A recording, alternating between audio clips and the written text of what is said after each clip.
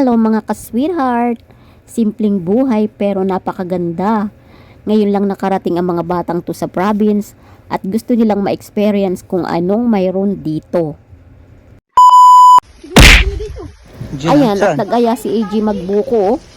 Paano sila makakapagbuko? Wala naman dala silang mauhaw ay. pangputol o pambiyak. Ay, nako, grabe. At si Ivan parang diring-diring tumapak sa putikan, no? Si Yano, si Makoy at saka si okay Yana. ba kayo dyan? Gosh. Saan-saan talaga sila dinala ni AJ, oh. Ibang klase talaga si AJ, sanay na sanay, oh. Lalaban sila dun, wala naman silang alam dito sa probinsya. Kaya kung saan-saan sila isinusuot ni AJ, Layo oh. na yan! Mga ngaligaw. Basang-basa silang umuwi kasi inabutan sila ng ulan dyan. Dito na! Nangunguha sila ng shell. Si AJ, sanay talaga yan. Kasi Layo. taga-probinsya yan. Malakas ang loob niya, no? Okay pa kayo dyan? Etong mga to, Manila boy and Manila okay pa kayo girl. dyan? So, inosente sila, oh. Nakatanaw lang. Hindi Saan na kami lumulusong sa dinala ni putikan. AJ? Ay, Ebidensya nako. to, ebidensya. Hindi kayo pwede dyan. Oh? Kasi pag dyan yan, titihaya kayo. Ebidensya Si Ivan, malalato, saan na to? lumalakad sa putik. Basaan na Iniisip ako. niya paano siya makakatawid ay ang Ubat. layo-layo na ni EJ, oh. Sinisigawan na lang nila. Nakakamiss talaga ang ganitong lugar, oh. So ganda. Ayan, pictures naman na magkakasin. Naglaro sila ng games, lagayan ng pulbo sa face, kaya ayan, namumuti ang kanilang mga muka. So pictures sila. Ayan si Nanay at Jean, nakibanding rin. And si Intong, busy sa buko. Ang mga bata naman, oh, excited sa umang, oh.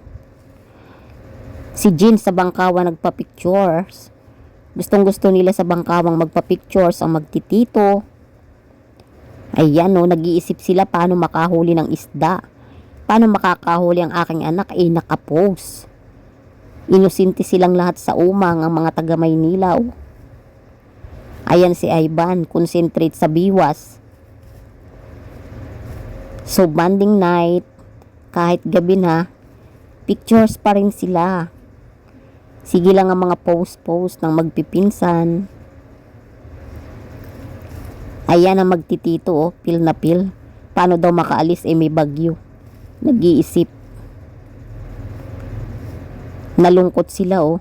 At si Emeline, concentrate sa buko, wala siyang pake. Ganon din si Intong. Bahay ng ate ko, simple lang, oh. Ayan ang magkapatid at ang aking anak, todo post talaga. Bakit daw ang lamig? Oh, feel na feel niya talaga. Ang aking apo, hello Kiara. At ang aking pinsan, shoutout Remy.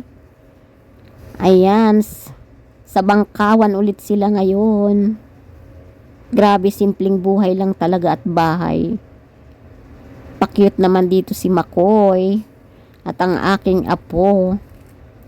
Napakaganda talaga, oh, sa libo. Hello, thank you for watching sa aking mga ka-sweetheart. Bye!